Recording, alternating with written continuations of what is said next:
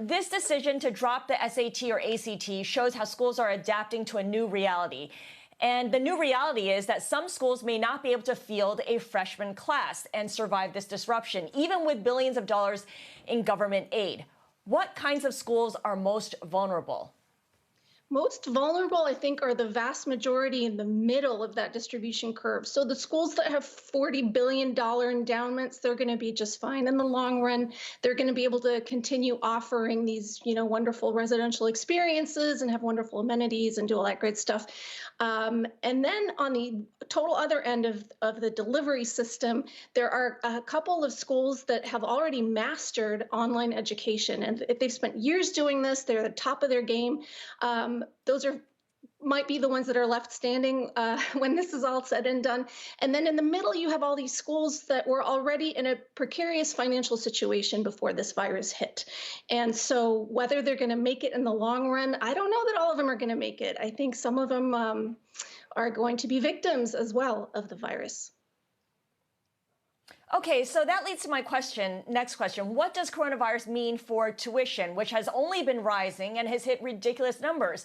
No one knows if international students, especially those from China, will be able to get student visas in time and will come back to campus. Those are the students whose tuition subsidizes the domestic students, a lot of the students who can't pay the full sticker price. And for those families who can afford to pay the asking price, who wants to pay full tuition when you see that students can learn through remote learning and online instead of going to classes in person?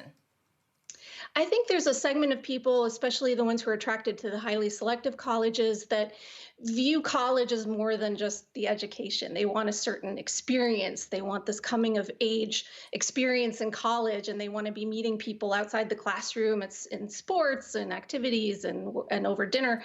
For most people, that's a huge luxury anyway. And in fact, once these classes are now all online, who knows how quickly they're going to be able to come offline again.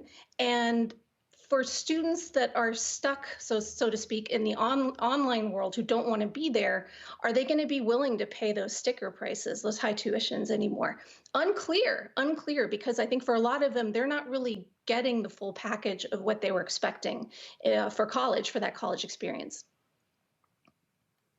So, Anna, another aspect of this is that we learned that some colleges are actually loosening their admission standards, or at least dropping the standardized test portion of some of those admission standards, Tufts University being one of them. We know that this has been a trend for a while, that a lot of universities have tried to sort of wiggle out of using these standardized tests as a marker for admission. Do you think that the current pandemic that we're in could sort of be the thing that sort of accelerates this trend and maybe forces a lot of colleges to rethink how they vet students and accept them?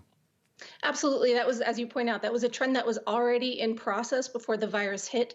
And now getting all these tests online in a secure way is going to be very, very hard. And it's not clear to me how quickly that's going to happen. So if you want to be able to trust those scores, you have to be confident that there was enough security in place for all these at-home test takers. And that's tricky. So it's not going to happen anytime soon.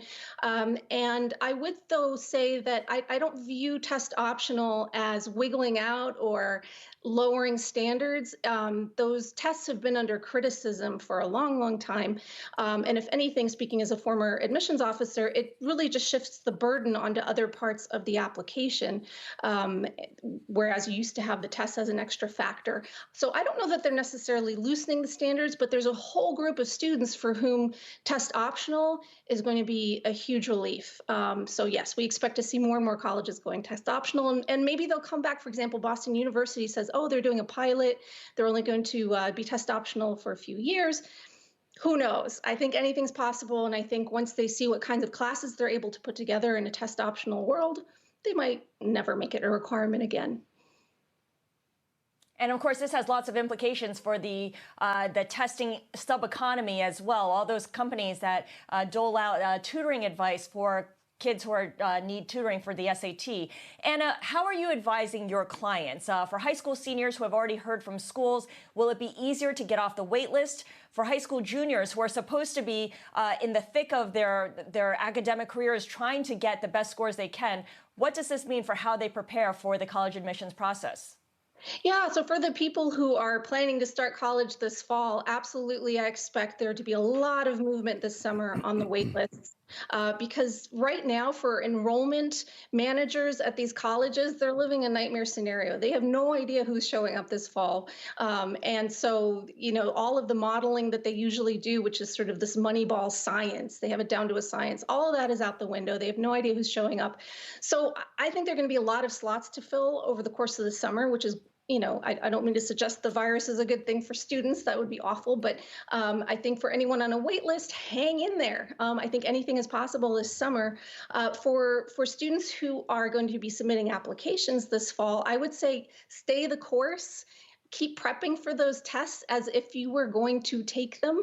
I don't think we should assume that they're all just going to go out the window all at the same time at all the schools that you're interested in. So keep plugging away. Nobody has that crystal ball. Unfortunately, we wish we did. So we don't really know what the whole landscape is going to look like when you're applying this fall. But Yeah. I would stay the course, stay the course. And if it turns out you don't need this or that test, fantastic. So much the better.